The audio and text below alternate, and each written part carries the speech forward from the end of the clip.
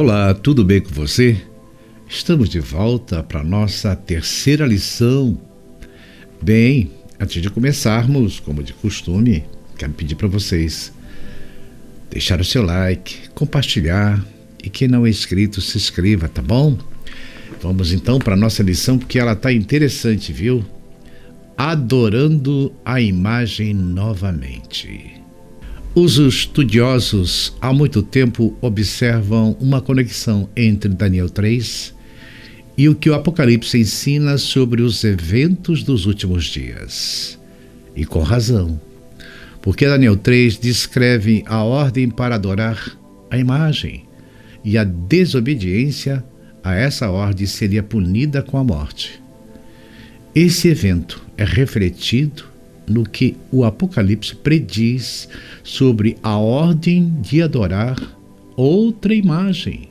Apocalipse 13:15. E a desobediência também será punida com a morte. Ele foi concedido poder dar vida à imagem da besta, para que também a imagem da besta falasse e fizesse morrer todos os que não adorassem a imagem da besta. Temos a pergunta 4, que diz o contraste. O Apocalipse apresenta entre os mandamentos de Deus e os mandamentos humanos. Bem, a resposta do Apocalipse destaca dois grupos: o povo de Deus, que obedece aos seus mandamentos e é honrado como Criador. O outro grupo é a maior parte do mundo que seguem os mandamentos humanos, as tradições. Essa história de Daniel 3 vai se repetir. Na realidade, essa história se repete desde que o mundo é mundo.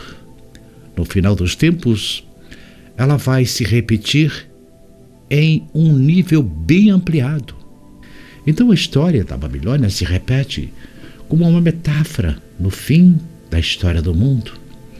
A imagem da besta e todo aquele processo de adoração descrito em Apocalipse 13 se conectam com o texto de Daniel 3, no sentido de que a resposta esperada por Deus do seu povo nesse tempo será a mesma, repetida e dada naquele contexto por aqueles 3 jovens. Lembra da lição de ontem?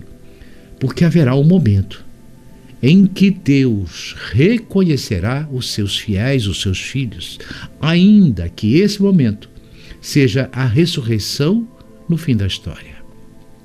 Em outras palavras, há um texto que descreve o comportamento necessário aqui.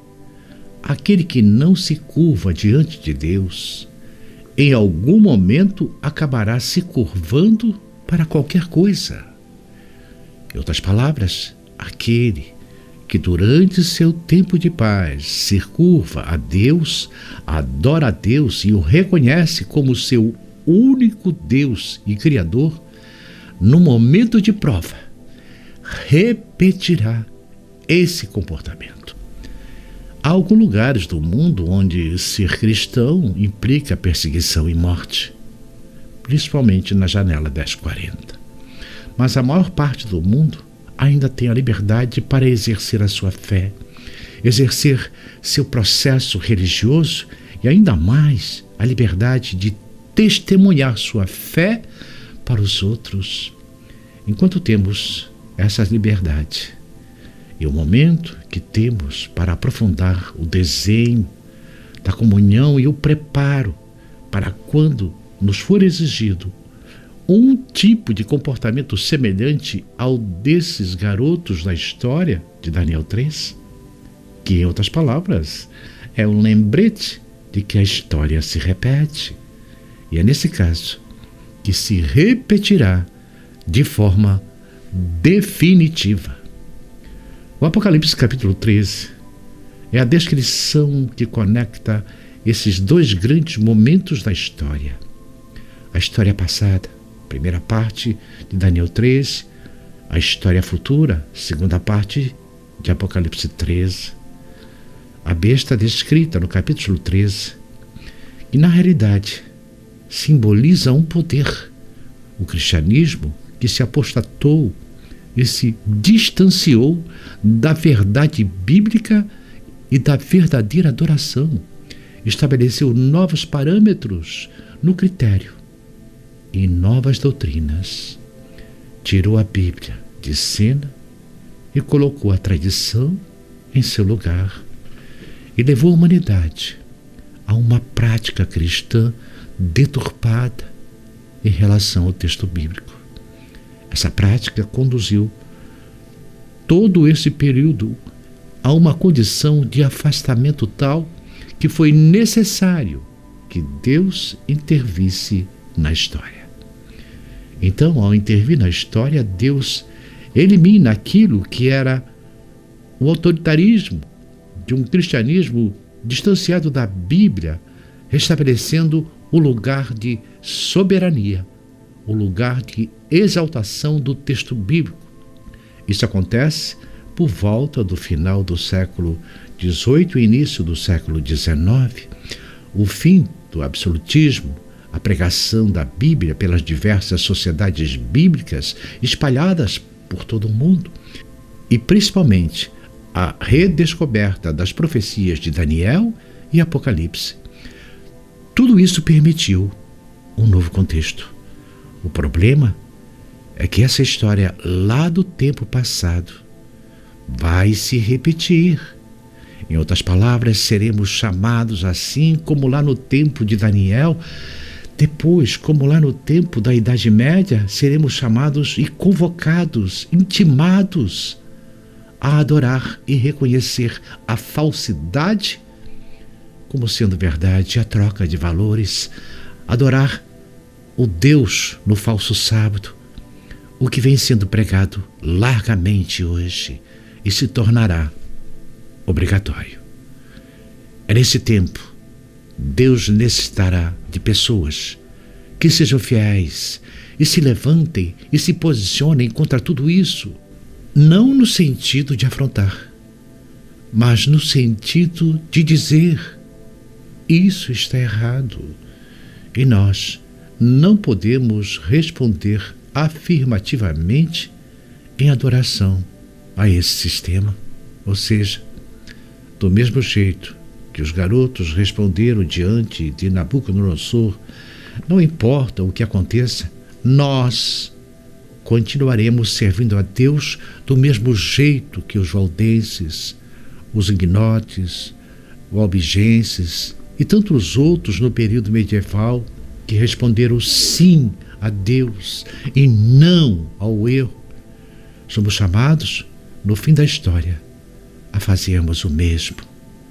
E fazendo assim, que a Babilônia será desmascarada, não por uma afronta, mas por um comportamento, um caráter, a imitação de Cristo. E aí a gente entende, porque no fim da história, Deus precisa de testemunhas fiéis que representem a sua verdade. E são essas testemunhas fiéis da verdade que respondem de maneira afirmativa aos apelos de Deus. Em outras palavras, Daniel 3 e Apocalipse 13 se posicionam como eventos similares. Então só haverá duas opções. Primeira, adorar a Deus, aquele que criou o céu, a terra, o mar e a fonte das águas. Segundo, adorar a besta, que recebeu o poder do diabo, o pai da mentira, que tenta mudar os tempos e a lei, representado por entidades humanas nesse contexto, marca o mesmo tipo de resposta necessária. Esse é o desafio. Então, quando a gente olha para o fim da história, é a maior batalha que a gente tem para travar. Não é contra os seres humanos, não é contra as leis humanas, não é contra contextos humanos, mas contra a idolatria do coração que está mergulhado nas falsas doutrinas, contrárias à palavra de Deus.